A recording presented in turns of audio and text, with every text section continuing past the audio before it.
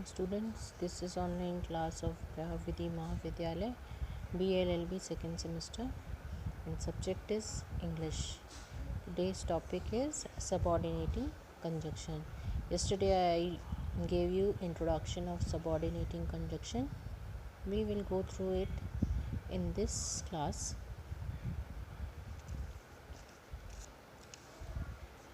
Subordinating conjunction. It is a word or a phrase that links a dependent clause to a independent clause. अभी इतने दिनों से हम लोग पढ़ रहे हैं राइटिंग स्किल्स के बारे में, तो डिपेंडेंट क्लॉज और इंडिपेंडेंट क्लॉज आपको समझ में आ गया होगा, लेकिन फिर से समझा देते हैं।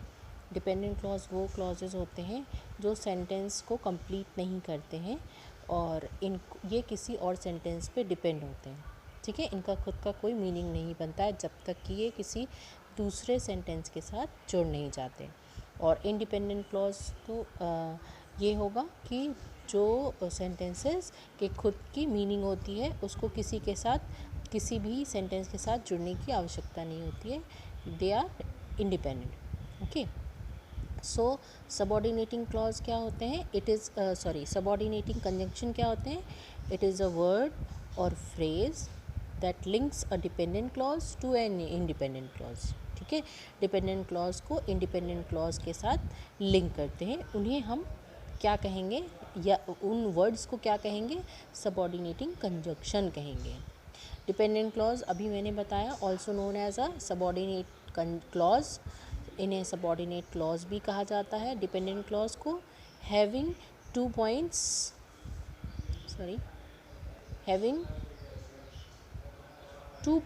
टू आइडेंटिफाई, दो ऐसे पॉइंट्स होते हैं जिनसे हम इन्हें आइडेंटिफाई कर सकते हैं।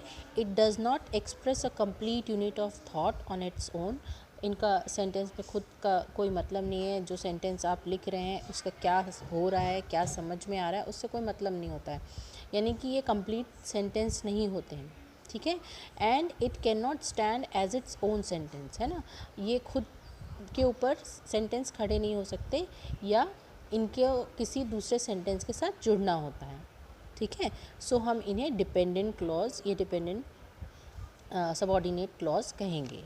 कुछ ऐसे एग्जाम्पल हैं सबऑर्डिनेटिंग कंजंक्शन के। यहाँ पे मैंने एग्जाम्पल लिया है after, although, as, because, before, even if, even though, if, in order to, once, provided that, rather than, since, so that, then, that, though, unless, until, when, whenever, where, whereas, wherever, whether, while and why.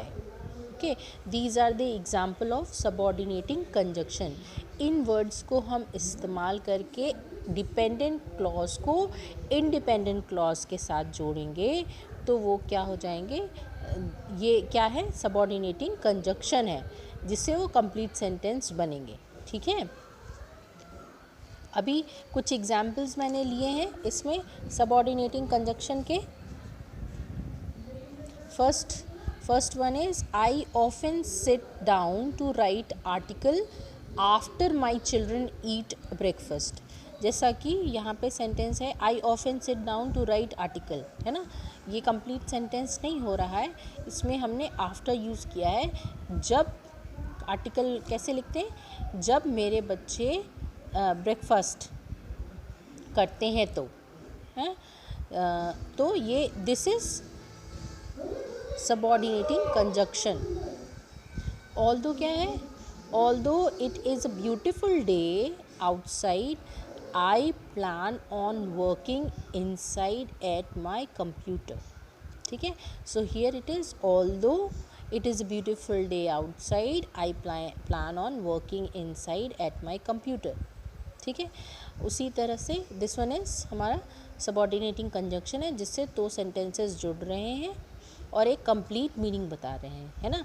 ये बहुत, जबकि बाहर बहुत ही खूबसूरत दिन है, लेकिन फिर भी मैंने क्या क्या डिसाइड किया है, मैंने क्या प्लान बनाया है, घर के अंदर बैठ कर के कंप्यूटर पर काम करने का। Preeta rubbed her eyes as she opened a new training article, है ना, उसने अपनी आंखें रब की जब उसने एक नया आर्टिकल देखा, ठीक है। As I prefer to write while, है ना, while my children are at school, है ना, को जब मेरे बच्चे बाहर स्कूल में होते हैं तब मैं लिखने के लिए सोचती हूँ, या मैं ज़्यादा प्रेफर करती हूँ। My father believes that I should be a writer, that is also a subordinate conjunction. My father believes, क्या फादर बिलीव करते भाई, that I should be a writer, कि मुझे एक राइटर होना चाहिए, है ना।